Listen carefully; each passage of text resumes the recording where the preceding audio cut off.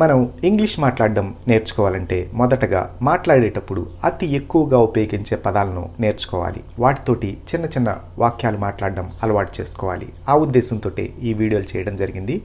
ఇలాంటి వీడియోలు నా ఛానల్లో చాలా ఉన్నాయి. వాటిని చూస్తూ మీరు మొదటగా పదాలను అర్థం చేసుకుంటూ వాటితోటి చిన్న చిన్న వాక్యాలు మాట్లాడడం అలవాటు చేసుకోవాలి. మీరు మొదటిసారి నా ఛానల్ చూస్తున్నట్టయితే కింద సబ్స్క్రైబ్ అనే బటన్ ఉంటుందన్నమాట. దాని మీద క్లిక్ చేయండి. వెంటనే ఒక చిన్న గంట గుర్తు కనిపిస్తుంది, దాని మీద కూడా క్లిక్ చేయండి. అలా చేయడం వల్ల నేను చేసిన ఇదివరకు వీడియోలు, నేను చేయబోయే వీడియోలు మీకు ఫోన్లో కనిపిస్తూ ఉంటాయి. వాటిని చూస్తూ మీరు ఇంగ్లీష్ నెమ్మదిగా నేర్చుకోవచ్చు. ఈ ఛానల్ ఉచితం. ఈ వీడియోలు చేయడానికి నేను కొంచెం కష్టపడాల్సి వచ్చింది. అందుకని ఈ వీడియోని పూర్తిగా చూడండి, ఒక లైక్ చేయండి, ఎలా ఉందో కింద కామెంట్స్లో తెలియచేయండి. ఇప్పుడు మనం వీడియోలోకి వెళ్దాం. Let's go. ఇంగ్లీష్ మాట్లాడేటప్పుడు అతి ఎక్కువగా ఉపయోగించే పదాల్లో ఒకటి ట్రబుల్. ట్రబుల్ అంటే ఇబ్బంది అనే అర్థాన్ని ఇస్తుంది, ఇబ్బంది పెట్టు అనే అర్థాన్ని ఇస్తుంది అన్నమాట. ట్రబుల్ అంటే ఇబ్బంది లేక ఇబ్బంది పెట్టు అనే అర్థాలను ఇస్తుంది. ఉదాహరణకి మనం ఇంగ్లీష్లో నన్ను ఇబ్బంది పెట్టకు, నన్ను ఇబ్బంది పెట్టకు లేక నన్ను ఇబ్బంది పెట్టవద్దు అని ఇంగ్లీష్లో ఎదుటివారికి చెప్పాలంటే డోంట్ ట్రబుల్ మీ అనాలన్నమాట. ఎదుటివారితో మాట్లాడేటప్పుడు వద్దు అని చెప్పడాన్ని డోంట్ అంటారనమాట. ఇక్కడ డోంట్ అంటే వద్దు అని ఎదుటివారికి చెప్పడం, ట్రబుల్ అంటే ఇబ్బంది పెట్టడం, మీ అంటే నన్ను. అంటే ఇంగ్లీష్ వాళ్ళ పదాల అమరిక ఎలా ఉంటుందంటే ఎదుటివారితో మాట్లాడేటప్పుడు వద్దు, ఇబ్బంది పెట్టడం, నన్ను, ఈ విధంగా ఉంటుందన్నమాట. అందుకని వాళ్ళు డోంట్ ట్రబుల్ మీ అంటారనమాట. డోంట్ అంటే వద్దు అని ఎదుటివారికి చెప్పడం, ట్రబుల్ అంటే ఇబ్బంది పెట్టడం, మీ అంటే నన్ను. Don't trouble me, don't trouble me అనాలన్నమాట. అంటే నన్ను ఇబ్బంది పెట్టవద్దు అని ఇంగ్లీష్లో ఎదుటివారికి చెప్పడం. అతన్ని ఇబ్బంది పెట్టకు, అతన్ని ఇబ్బంది పెట్టకు లేక అతన్ని ఇబ్బంది పెట్టవద్దు అని మనం ఎదుటివారితో చెప్పాలంటే డోంట్ ట్రబుల్ హిమ్ అనాలన్నమాట. Don't trouble him.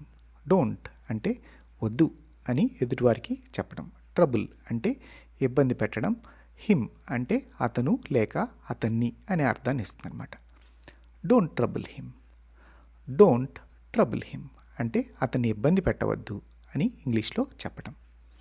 ఆమెను ఇబ్బంది పెట్టకు, ఆమెని ఇబ్బంది పెట్టకు లేక ఆమెని ఇబ్బంది పెట్టవద్దు అని ఇంగ్లీష్లో ఎదుటివారికి చెప్పాలంటే don't trouble her, don't trouble her అనాలన్నమాట. డోంట్ అంటే వద్దు, ట్రబుల్ అంటే ఇబ్బంది పెట్టడం, హర్ అంటే ఆమె లేక ఆమెని అనే అర్థాన్ని ఇస్తుంది అనమాట.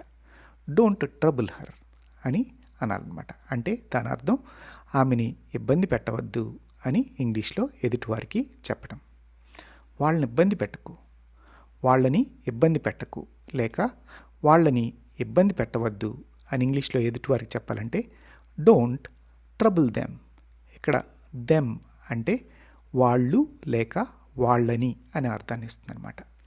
Don't trouble them, don't trouble them అంటే వాళ్ళని ఇబ్బంది పెట్టవద్దు అని ఇంగ్లీష్లో చెప్పడం. మమ్మల్ని ఇబ్బంది పెట్టకు, మమ్మల్ని ఇబ్బంది పెట్టకు, మమ్మల్ని ఇబ్బంది పెట్టవద్దు లేక మమ్మల్ని ఇబ్బంది పెట్టకు అని ఇంగ్లీష్లో అనాలంటే డోంట్ ట్రబుల్ అస్. అస్ అంటే మమ్మల్ని, మమ్ములను అనే అర్థాన్ని ఇస్తుంది అనమాట. Don't trouble us, don't trouble us అంటే మమ్మల్ని ఇబ్బంది పెట్టవద్దు అని ఎదుటివారికి చెప్పడం. అజ్ అంటే మమ్మల్ని అని ఇంగ్లీష్లో అంటాం అనమాట. Don't trouble us, don't trouble us అంటే మమ్మల్ని ఇబ్బంది పెట్టవద్దు అని ఎదుటివారికి చెప్పడం. ఇబ్బంది పెట్టడానికి ఇంగ్లీష్ వాళ్ళు వేరే పదాన్ని కూడా ఉపయోగిస్తారనమాట. బాదర్, బాదర్ అంటారనమాట. బాదర్ అంటే ఇబ్బంది పెట్టడం అనమాట. ఈ పదం ఉపయోగించి కూడా మాట్లాడచ్చు. నన్ను ఇబ్బంది పెట్టకు అని ఈ పదాన్ని ఉపయోగించి మాట్లాడాలంటే నన్ను ఇబ్బంది పెట్టవద్దు లేక నన్ను ఇబ్బంది పెట్టకు అని ఈ పదం ఉపయోగించి కూడా వాళ్ళు మాట్లాడుతూ ఉంటారు. Don't bother me, don't bother me. ఇది కొంచెం తక్కువ తీవ్రతతోటి మాట్లాడేదన్నమాట. డోంట్ బాదర్ మీ అంటే నన్ను ఇబ్బంది పెట్టకు అని చెప్పటం అనమాట. బాదర్ ఈ పదం ఉపయోగించి కూడా మనం మాట్లాడచ్చు. అతను ఇబ్బంది పెట్టకు, అతను ఇబ్బంది పెట్టవద్దు అని బాదర్ ఈ పదం ఉపయోగించి మాట్లాడాలంటే don't bother him, don't bother him అని కూడా మాట్లాడచ్చు.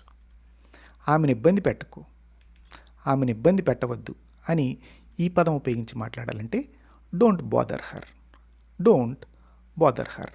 ఈ బాదర్ అనే పదం అమెరికా వాళ్ళు ఎక్కువగా ఉపయోగిస్తూ ఉంటారనమాట. ఎదుటి వాళ్ళు మనం మాట్లాడినప్పుడు కూడా అది మనం వెంటనే అర్థం చేసుకునే విధంగా ఉండాలన్నమాట.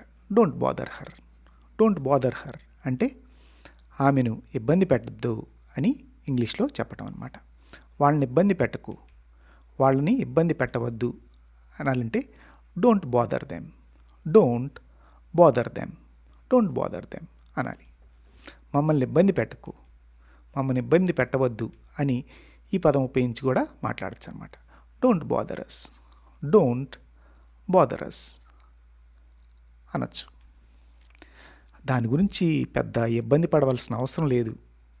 ఎవరన్నా కంగారు పడతా ఉన్నారు, దాని గురించి పెద్దగా ఇబ్బంది పడాల్సిన అవసరం లేదు అనాలంటే ఇంగ్లీష్ వాళ్ళు ఎట్లా అంటారంటే don't bother about it, don't bother about it అంటారనమాట. Don't bother about it, don't అంటే అవసరం లేదు, వద్దు, బాదర్ అంటే ఇబ్బంది పడడం, అబౌట్ అబౌట్ అంటే గురించి, ఇట్ అంటే దాని గురించి పెద్ద ఇబ్బంది పడాల్సిన అవసరం లేదు అని ఇంగ్లీష్లో అనాలంటే అమెరికా వాళ్ళు ఎలా అంటారంటే don't bother about it, don't bother about it అంటారనమాట. చిరాకు పెట్టడం, చిరాకు పెట్టడాన్ని ఇంగ్లీష్లో ఇరిటేట్ అంటారనమాట. ఇరిటేట్, ఇరిటేట్ అంటే చిరాకు పెట్టడం. విసిగించడం, విసిగించు అనడాన్ని కూడా ఇంగ్లీష్లో ఇరిటేట్, ఇరిటేట్ అంటారనమాట. నన్ను చిరాకు పెట్టకు, మిమ్మల్ని ఎవరన్నా చిరాకు పెడుతూ ఉన్నారు, నన్ను చిరాకు పెట్టకు, నన్ను చిరాకు పెట్టవద్దు అనాలంటే don't irritate me, don't irritate me అనాలన్నమాట. అంటే దాని అర్థం నన్ను చిరాకు పెట్టడం ఆపు, నన్ను చిరాకు పెట్టవద్దు అని ఎదుటివారికి చెప్పడం అనమాట. Don't irritate me, don't irritate మీ అంటే నన్ను చిరాకు పెట్టవద్దు అని ఎదుటివారికి చెప్పడం. వేధించడం, వేధించడాన్ని ఇంగ్లీష్లో ఎనాయ్ అంటారనమాట. ఎనాయ్ అంటే వేధించడం. పీడించడం, పీడించడం, వేధించడాన్ని ఇంగ్లీష్లో ఎనాయ్, ఎనాయ్ అంటారనమాట. నన్ను వేధించకు, నన్ను వేధించవద్దు అని ఎదుటివారికి చెప్పాలంటే don't annoy me, don't annoy me అనాలన్నమాట. డోంట్ అంటే వద్దు, ఎనాయ్ అంటే వేధించడం, మీ అంటే నన్ను, నన్ను వేధించవద్దు అనాలంటే డోంట్ ఎనాయ్ మీ అనాలన్నమాట. ఈ పదాలన్నీ మనం మాట్లాడేటప్పుడు ఉపయోగించే కామన్గా ఉపయోగించే అన్నమాట. ఇప్పుడు మనం నేర్చుకున్న పదాలు, వాక్యాలు మనం సాధారణంగా మాటల్లో మాట్లాడేవే. ఈ పదాలు, ఈ వాక్యాలు మీరు జాగ్రత్తగా గుర్తుపెట్టుకోవాలి. వీటన్నిటిని కూడాను ఒక నోట్బుక్లో రాసుకోండి. ఇలా రోజు మనం ఎక్కువగా మాట్లాడే మాటలు, చిన్న చిన్న వాక్యాలతోటి నేను సుమారుగా ఒక 100 వీడియోలు చేశాను. అవన్నీ కూడాను చూసి ఒక నోట్బుక్లో రాసుకోండి. మీకు నెమ్మదిగా పదాలు అర్థం అవడం, చిన్న చిన్న ఇంగ్లీష్ వాక్యాలు మాట్లాడడం అర్థమవుతుందన్నమాట. ఈ వీడియో ఎలా ఉందో కింద కామెంట్స్లో తెలియచేయండి. అదేవిధంగా ఛానల్ని సబ్స్క్రైబ్ చేసుకొని సపోర్ట్ చేయండి. మళ్ళీ నెక్స్ట్ వీడియోలో కలుద్దాం. Until then bye for now, take care.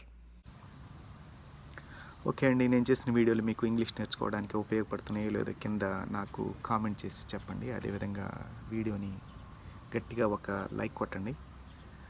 Channel subscribe చేసుకొని సపోర్ట్ చేయండి. Have a nice time, take care.